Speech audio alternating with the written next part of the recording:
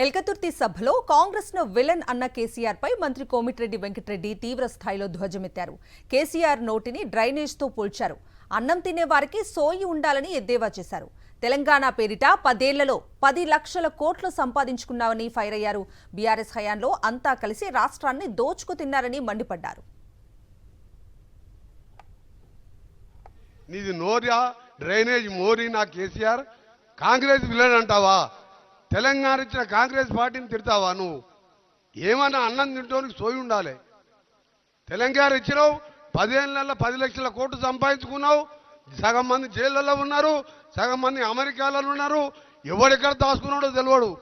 వీళ్ళందరినీ పట్టుకోవాలంటే ఇంకా 4 ఏళ్ళు పడుతుంది. మాకు మొత్తం దోసుక తిన్నారు. మీ ఉద్యోగాల జీతాలు ఒకటో తారీఖు ఇచ్చిందా? ఇక్కడ చాలా మంది ఎంప్లాయీస్ ఉన్నారు. ఫస్ట్కి ఇచ్చిన అమ్మ పెన్షన్ ఫస్ట్కి ఇచ్చిందా? మీ వచ్చిన తర్వాత 2 నెలకెళ్ళి పైసా జమ చేసి ఫస్ట్కి శాలరీస్ ఇస్తున్నాం, పెన్షన్లు ఇస్తున్నాం.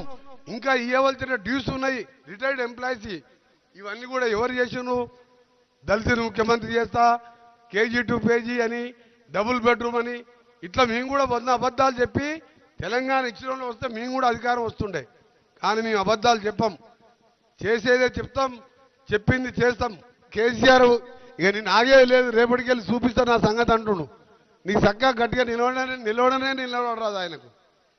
నీకు జీతాలే చేసేదగాలే 10 ఏళ్ళు పాలిస్తాయి.